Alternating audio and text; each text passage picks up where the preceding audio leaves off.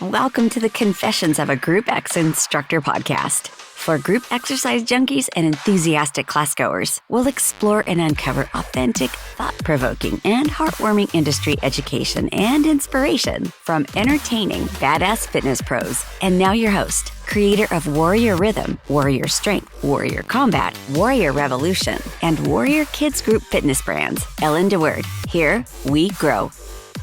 Hey everybody, I have Kate Lombardo here with me from YogaRenew. Kate, hello! Hello. Thank you so much for having me. I am so excited to be here. It's so nice to have you. I'm absolutely thrilled. Are you in New York? I am. So I live in, New York-ish. I'm in New Jersey. I live in Hoboken, New Jersey, which is like directly on the other side of the Hudson River from Midtown Manhattan. Okay. So I actually get the view of the city skyline from this side, which is really cool and special. Oh, that's so cool. Well, I am so excited to have you. I actually know you, just so you know, I know who you are because I have been a student of YogaRenew. Oh, well, thank you. I did a 200-hour with Yoga Fit, and I did a 200-hour with YogaRenew, and I purchased, but haven't completed, my yin. Oh, that one is just with me. So I know. We'll be with each other even more once you dive in. That's why I feel like a little bit like I know you, and it's giving me actually some like weird perspective and empathy because I am like that in people's lives too, where, well, people even feel like they know me just from the podcast. Totally. Like, know me very, very, very well. Yes. And like, we've not met. So I feel like I kind of know you and know your vibe and everything. So anyway, you're meeting me for the first time. Yes, which is exciting. It's always so much fun too when we get to talk. And, I've taught yoga for so many years, and for so long it was in-person stuff. So I really got to know every single student. And then shifting into the online space, we get to know as many as we can, but it is that weird thing where sometimes we have like people who will come from the online training and they'll come to our studio and they walk in and they're like, "Oh my gosh." And I'm like, "Hi, what's your name?" I know. And they're like, "I love you." It's so sweet. So sweet. Such a gift. Such a gift. Speaking of the online space, I really think that YogaRenew was ahead of the curve with the online presence for yoga. Yeah.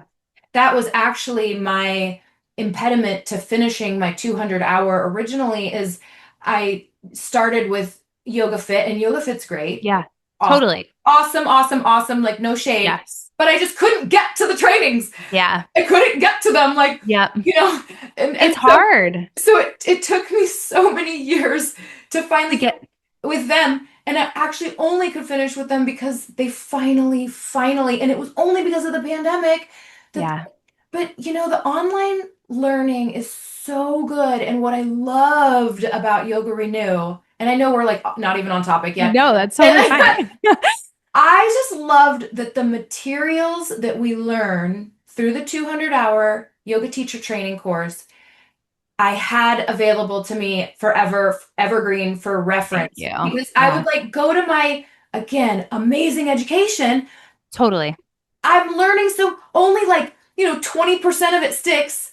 Of course. And then, and then you can't revisit it once you actually start doing the thing. Like where'd it go? I want, So I just love that. I feel like it's so practical and so effective.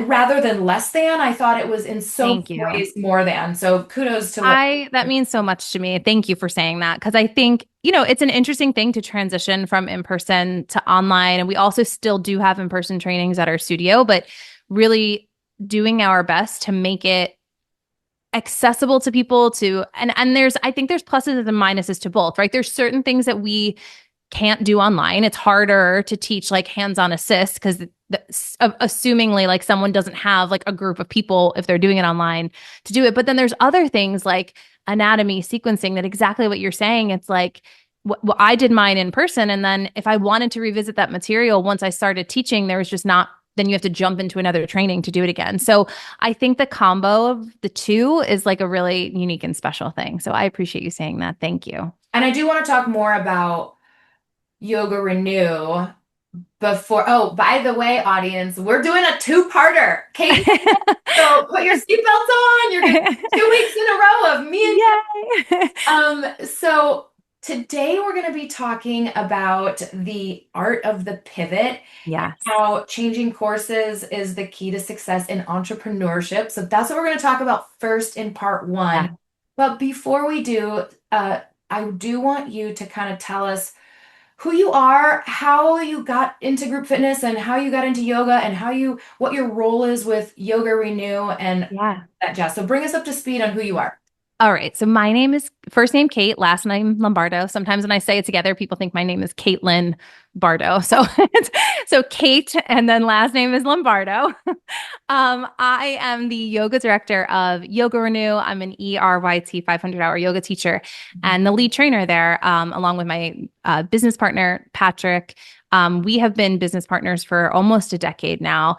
And I started off just teaching like just group yoga classes, like kind of solopreneur, doing the whole like running from gyms to studios, 11, 12 classes per week, private clients. And then after a period of time, Patrick and I shifted and opened up our own yoga studios. We ended up having two of them in Hoboken, New Jersey. Things were going awesome. Our second one opened October of 2019. We were profitable by January of 2020. Oh and then, my gosh. and then March of 2020. I feel this in my Feeling it soul. coming. And the crazy part, so Hoboken was actually the first city in the United States to close down. We closed down like 48 hours before Manhattan did. It's actually like, so we're a square mile city with like 65,000 people in 1 square mile. So it's super densely populated. And yeah, like 2 days before anybody else closed down or the day before everyone else closed down, police came in and like, you have to close. And so our yoga studios closed and we navigated sort of that whole thing. When we talk about this pivoting thing, that's obviously like a big piece of our story.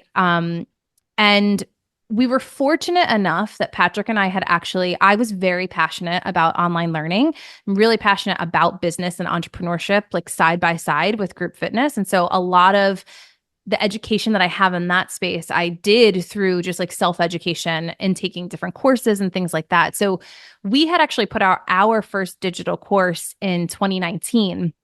So we knew like how to get online, which was a real benefit to us when COVID started. And so we were like, okay, let's just do it. We're just going to go all in being online and not really try to wait out. And just kind of saw the writing on the wall that like it was going to be a long time until things shifted back to quote unquote normal, where we're going to be able to be packed in like a New York City vibe of a yoga studio. Sorry, I don't know what that background noise is. Can you hear that? I didn't hear it, but the audience is used okay, if they do. Animals, chaos, kids. Okay. I know your kids. I am in a city area, so I have like someone with really loud music driving past. So anyway, so we were like, the chances of us getting back to that in studio thing soon is not going to be high. So we decided to go all in and going online, and kind of side by side to that, our other partner in YogaRenew, Nick, they had been up and running. But at that time, Yoga Alliance was not allowing online yoga programs to be certified. That's right. And so their program wasn't a Yoga Alliance certified program. They were just kind of like doing a certification for yoga teachers, still 200 hours, but just all of those accreditations with Yoga Alliance weren't yet there.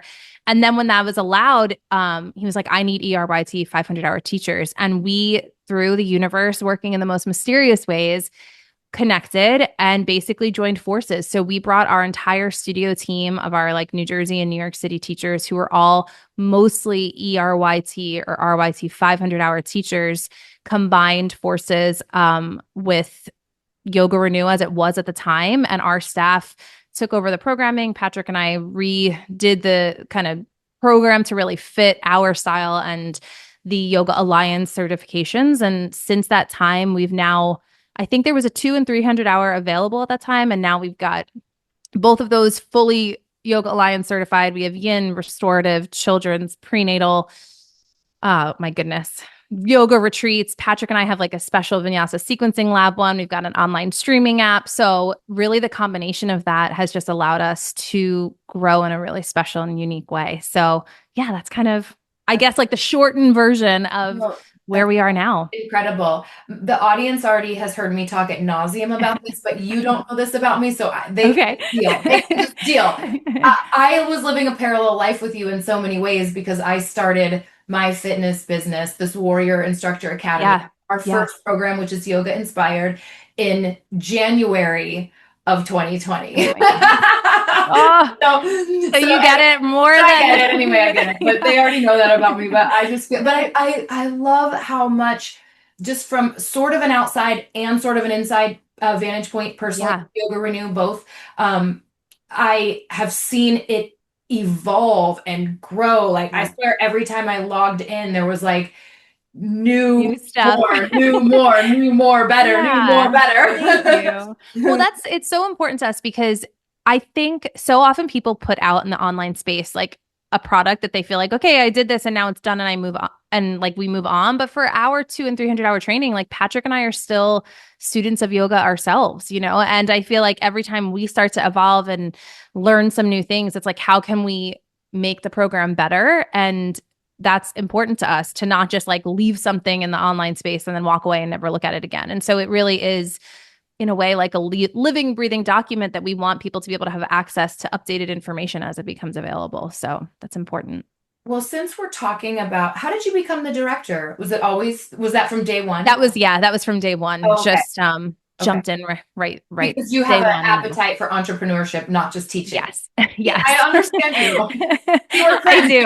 We're friends. You just hadn't met me until today. Yes, I know. But I feel like totally, the business side, you know why, truly, and I know we're going to talk about this, spoiler, in our part 2, but like to do this for a long time and not totally burn out, like you just have to treat it like a business too. And I think that like I saw that so early that like if I wasn't going to do the entrepreneurship side by side, then there's no sustainability, I think, in this career for the very, very long term. So they go hand in hand for me. A couple things before we talk about adapting and pivoting. About YogaRenew, just for people that, because our audience is amazing, but they're generally Group X, so not all yogis. I definitely feel like YogaRenew is a perfect place for someone that might want to get into yoga that isn't at all like you don't have to totally. You don't have to clean your house for the cleaning lady, which I do every Friday. So I feel like it. I mean, just tell us a little bit about how, if someone were interested in yoga at all, like it would be a good choice. So I think the first thing is that there's no prerequisite for joining, part 1.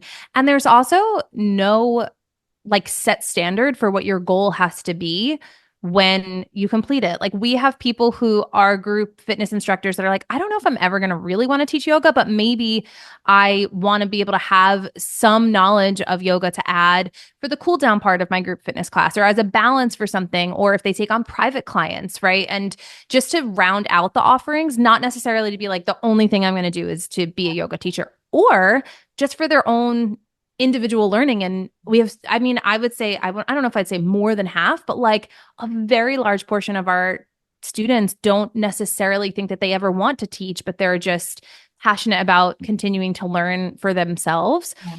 And so that part of it is, I mean, of course, the program teaches you how to be a teacher as well, but there's so much in there to just help you advance your own knowledge and understanding of yoga. And the nice part about it is because the program is self-paced, the majority of the program is pre-recorded.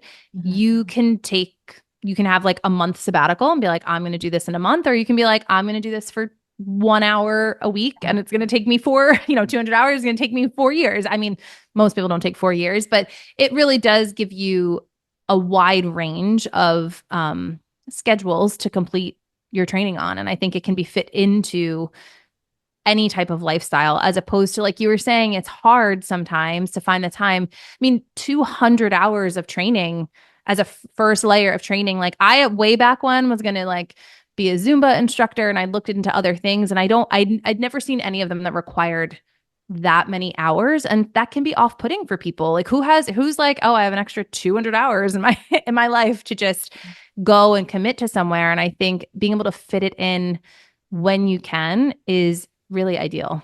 And how much have you guys, you're everywhere, all over the world now, right? I We mean, are. We're so fortunate. And that's a cool thing too, because we have live Zoom calls multiple times a day, because that's part of the new updated standards for Yoga Alliance is 30 hours has to be in a face-to-face, like via Zoom live interaction. But we're so lucky to bring people together from Australia and New Zealand, all parts of Europe, South America, mm, and then all across the US and Canada. So it's also a really cool space for our community to be in, because as you get to know other students, mm. it's really neat to be able to see like what are things like at various parts in the world. Makes you realize the world is smaller than sometimes it feels. Okay, so aside from the, you having to close the two physical Yeah. studios because of the pandemic, that making a major pivot, which was such a actually fortuitous for you because Yes, but it for was. that you wouldn't have been Totally. forced Yeah. down this avenue Yeah. that has been such a blessing.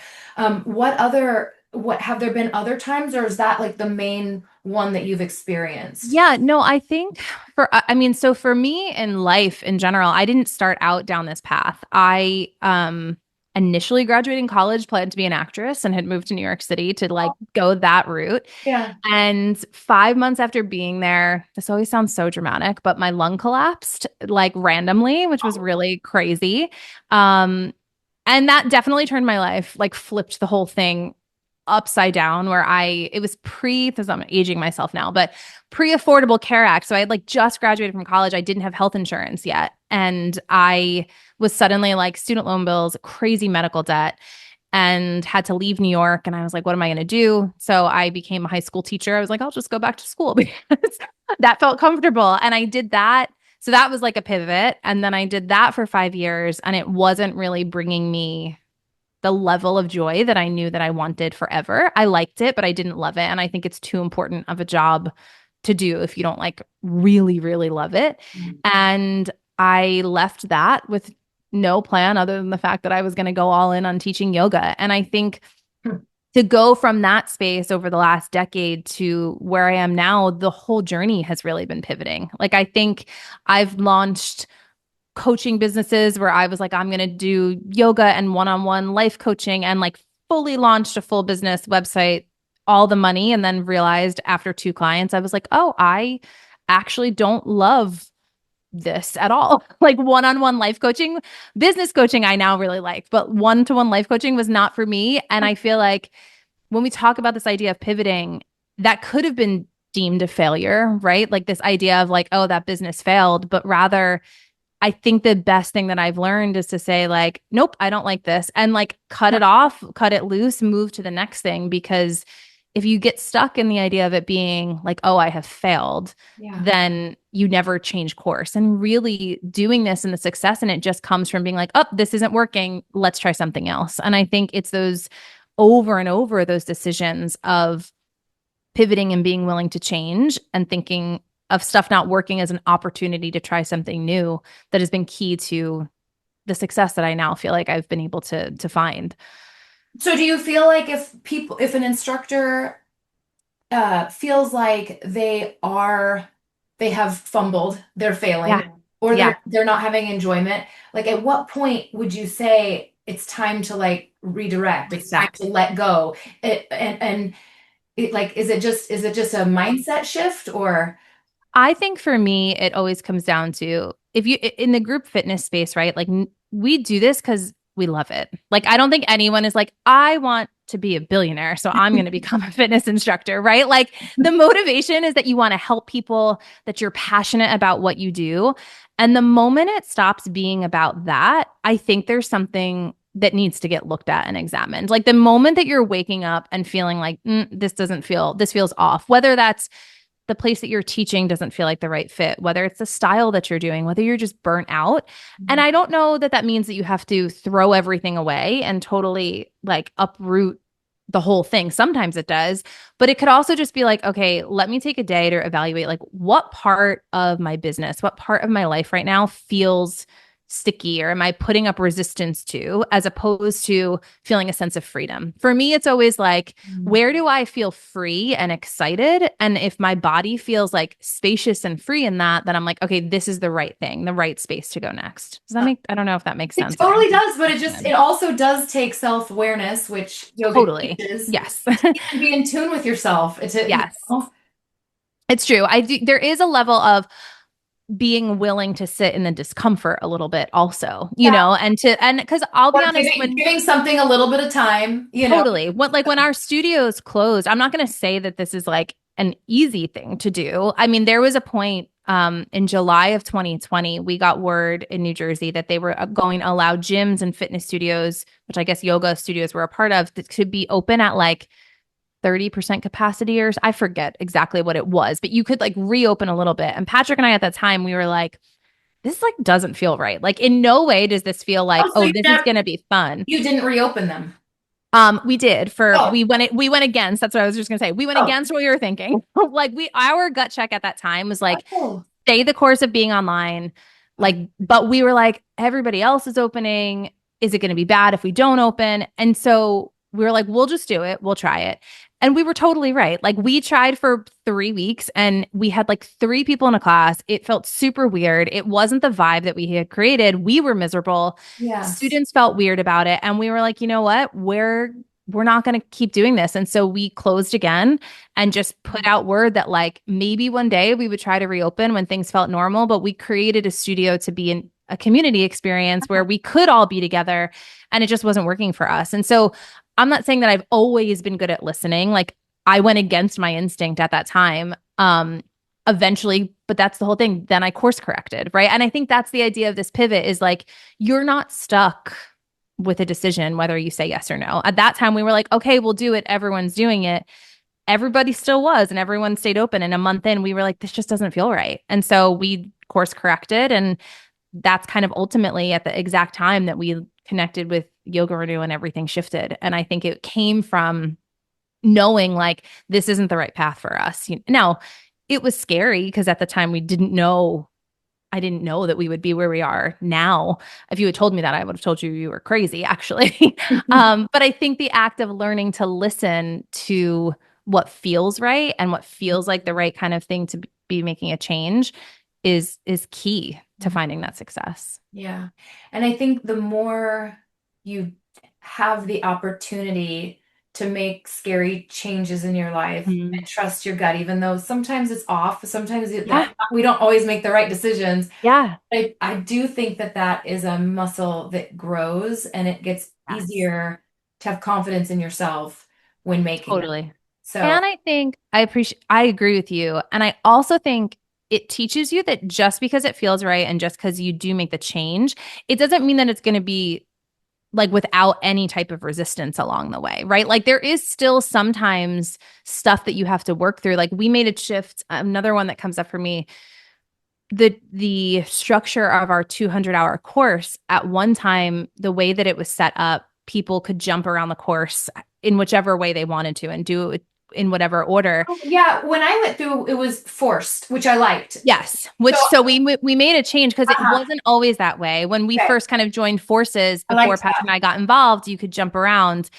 And what was happening is we were getting so many questions from students where they were very confused about things. And I'm like, they're confused because they're not, because they're out of order. They have there's no like structure for that. And we knew that like we have a certification program. We're training people to literally like stand on their heads. Like they need to know how to do this efficiently and correctly. So there was some tech stuff with like the platform that we use that was kind of forcing us to do this as well. But we made the change because we knew that it was the right thing, but we did it, and I stand by it. And I feel like it was the right choice. And so many people are like, this has been so much easier for me to learn now. But there was a lot of pushback at first. Like it wasn't like an easy, I don't mean that every time you say yes to that, it's like smooth sailing, right? So it's just learning to stick the course. What Kate means, in case, just because I have the visual of being a student, is you actually have to, if there's a bunch of lecture, all these different lectures within a course, to force you to go through them in the chronologically, Yes. and Yes. that you have to complete them. And a lot of them have like a little learning check or the competency check at the end, and you have to be able to like pass that to move on, which I actually really appreciated. Thank you. Really appreciate that. Not everyone did when we first made but the also change. you can like, if there were pieces of the course that I already like anatomy and kinesiology, that stuff, like I know it in my sleep, so I can like, and like you can even watch the videos fast, but then there's other ones where I'm like, slow down, read slowly, reread, rewind, go slow, take notes. You know? But so it just, but my point is, even though you had to, you made that change and had some resistance and had to force people to go through, it's still like you can still kind of push through the you can still do it. And like there was things about it. There are certain sections that like maybe could have been done out of order, but the program doesn't allow us to pick like this module to do whenever you want. It's all or nothing. And so we made that choice. And but that was an example that we made a change that felt right. Wasn't that we didn't get pushback, but we knew that staying the course was the way to help people in the long run. I'm on the same platform. We're on the same platform, and I don't have that forced lecture completed. And like someone will ask me something, and I'm like, well, you didn't watch it. You obviously like didn't do that part, right? And that's what we were facing all the time, and it was like we have to make sure that people are. If they're going to get the certificate from us that they can register with Yoga Alliance, like we need to make sure that they know how to do this and lead people safely through things. So 100%. Yeah. So, okay. So anything else about any other advice for people that feel stuck, feel like making change is hard, are indecisive? Like I think a lot of it, a lot of paralysis mode just comes from fear. And indecision. Any other thoughts? I do. Yeah. So kind of my final thought on it would be, so I forget where I heard this or over time have learned this, is that choosing to stay in something that doesn't feel right or choosing to not make a decision is still a decision. Ooh. You're still choosing, but you're choosing like it maybe feels slightly more comfortable because it's the discomfort that you know, but when you ultimately boil it down, if you're feeling like something isn't right, really what you're saying is, I'm going to choose to stay here in this thing that I know 100% doesn't feel right. And I'm just going to roll with it. I'm just going to be kind of miserable or mediocre or whatever. Or I could take a risk and make a choice. There's a chance it might not go the way that it might not be better, possibly. Or it might be so much better. And for me, it comes down to like, there's only one way then for things to actually get better, and that's to choose to try, right? Because if you choose to stay, then you're 100% not going to unlock the joy that could be there. And I have also found I have never talked to someone that was like, oh, I took a risk that felt right. And, you know, it was so much better like when I was just like comfortable and like the fear, you know, like I've never talked to someone that's like, oh, that was a bad thing that I like chose to follow my heart or chose to follow my gut. That's right. They might have had to change and pivot along the way. It might not be exactly what you imagined, but I've never, ever heard of someone like choosing something that felt like the right step forward and then being like, oh, I should have just stayed like status quo, you Honestly, even if it fails, like totally, even if it doesn't work out, there's still like there's a lesson that you're meant to like learn along the way. So I think that's the big thing is like choosing to stay is still a decision. And I think that that's the biggest piece to understand. Yeah. Well, I would love to hear a little confession out of you. And then I have something exciting to tell the listeners. Very exciting. Okay. So I was trying to think, knowing that this is going to be a two-part. My first one, confession. This is like my more embarrassing one as just like a group fitness instructor. It's probably the most embarrassing thing that ever happened to me. I was teaching a yoga class at our old studios, and there was like this, imagine just like an outlet bar, like to plug stuff in, like, but with an open pipe on a brick wall. It was like very rustic kind of vibe of like the studio.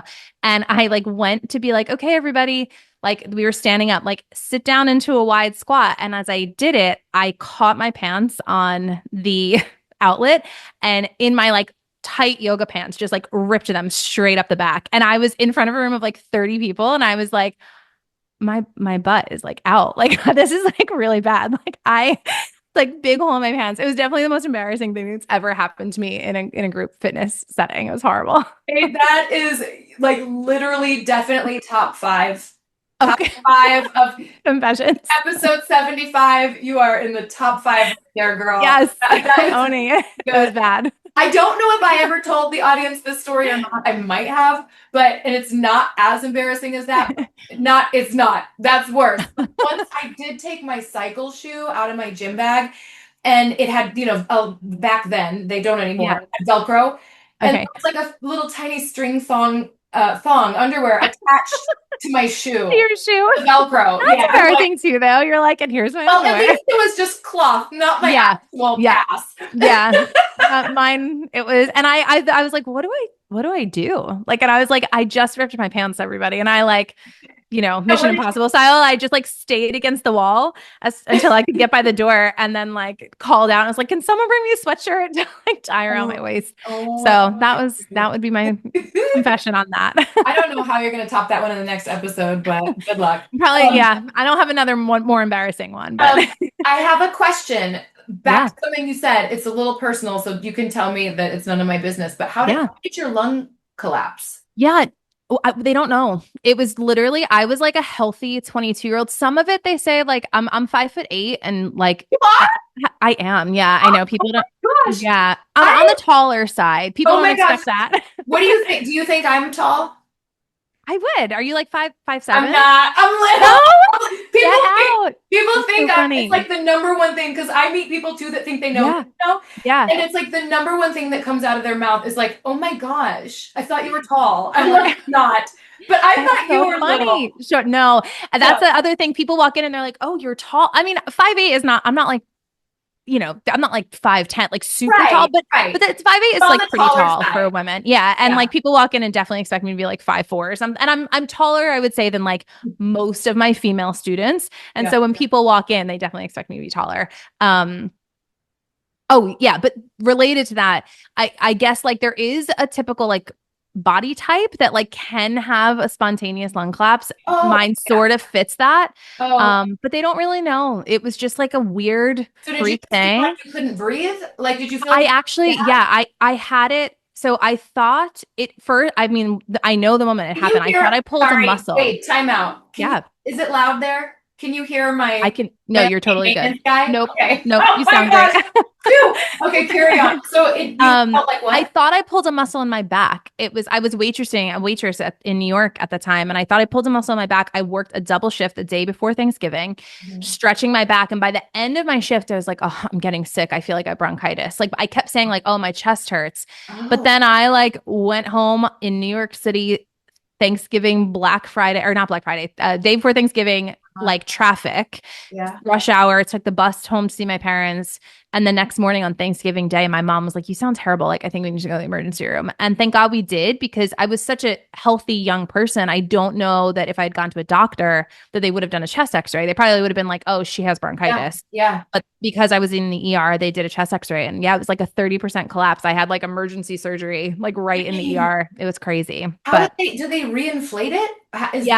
There's like a surgery called like a chest tube where they like, I mean, it's kind of gross, but they like slice everything to get into your lung. Mine was that what they think happened is that it's not 100% like air pockets on the outside of my lung. Somehow I had too much air in my lung cavity, and then my lung couldn't expand. So they had to like extract all that air in order for my lung to reinflate. I have had 2 kids. That was more painful than childbirth for me. I'll be totally honest. It was rough. But I've been healthy since. So, and thank God for yoga. It keeps me breathing. Seriously, really, truly. Yeah. What was I going to say? Crazy. Oh, I know I want to tell you something. You probably already know. Yeah. Well, you probably don't know some of this. Part of it is my program, my Yoga Inspired program. And I say Yoga Inspired because it's like an 8-hour course. Like, it's not 200 hours. And but there's all those. So really, I mean, my target demographic for our program, Warrior Rhythm, is people that wish they loved yoga, but if they're honest with themselves, they don't. Yeah, I love that. Like, it's a huge niche, and for so many people, and I'm one of them. Yoga was an acquired taste. It wasn't Totally. like, people are different. Like some people, Yeah. like when I took my first cycle class, like day one, I was like, I love this. But other Totally. people, they're like, oh, I hate it. But like 3 Yeah. months later, and they find the right instructor, they're finally like, Yep. okay, it's tolerable. You know what I mean? Yeah, totally. Eventually It's they different like it. personalities, It's right? So you all connect with different different, things. all different. So one of the things that I encourage strongly in all my courses is continuing education, primary certification, all that stuff. But specific to Warrior Rhythm, which was our first course, and therefore our biggest instructor base, I encourage them in our training to consider, as they endeavor to get continuing education, to consider doing a 200-hour. And many of our instructors have gone through YogaRenew. In fact, learned about them having all these like little mini chat threads. I love that. Chat threads where they're doing my goodness. together and all that stuff. So thank you. I reached out. You kind of know this part of the story, but the audience doesn't. I'm going to drop a bomb, especially for the listeners that are warrior instructors, because they don't know. I haven't even told them yet. So I was like, I love YogaRenew. I've always loved it. I've had such positive experiences with it. Thank you. And we have collaborations with like the American Council on Exercise and these other kind of learning. We also are a CEC provider for Yoga Alliance as well. And so I was like, this would be such a reciprocal relationship because I'm already encouraging my instructors to further their education. Why not kind of partner with YogaRenew? So I literally went online one night, and I completed this like contact us form, and I reached out. And Nick, your business partner, my business partner, late at night because I'm on the West Coast. Late at night, he's walking through New York City, taking a phone on his cell phone, talking to me. And thank goodness he actually knew who I was because I think he'd seen me kind of performing at Dia or something like that. So anyway, I was like, hey, could we maybe collaborate? So my big bomb drop for the warrior community is that the warrior rhythm instructors, and I'm not going to say what it is right now because it's not for everyone. It's a gift and a benefit for our instructors if they want to continue their yoga education to really bolster their practice with warrior rhythm and all things like learning yoga makes you better at weightlifting, makes you better at every modality there is. And golfing, like my husband golfs and it's like helped him tremendously. For real. So we have an incredible discount that I am putting in our instructor membership portal for current instructors. So I'm so excited about the partnership. We're excited too. Yay. I'm so excited. So good. Before we sign off on this episode, please let everyone know where they can find you. Like you're personally on Instagram, YogaRenew, what's the website, all that stuff. So our YogaRenew website, it's yogarenew.com. And then that'll let you choose our studio or our online programs from there. And our Instagram handle is at YogaRenew. And my personal one is at kate.lombardo. So pretty straightforward. Not Caitlin. No, not Caitlin Bardo. Kate.Lombardo. Okay, well, we are going to sign off for now, but teaser, we're about to talk money. And also, I want to learn more from Kate about how she got into yoga, and I want to hear like what is maybe her favorite style. So tune into next week too. Thanks everybody for listening. Thank you. See you next week. Thank you so much for coming. Thank you. Oh my gosh, thank you. Thank you for joining in on the Confessions of a Group X Instructor podcast. If you're interested in becoming a warrior instructor, go to warriorinstructors.com. But if you want more and found this episode amazing, please give us a rating. And with a simple click to subscribe, we'll invite you back to our next episode. So remember, be brave, be bold, be blessed. And above all, listen, learn, love.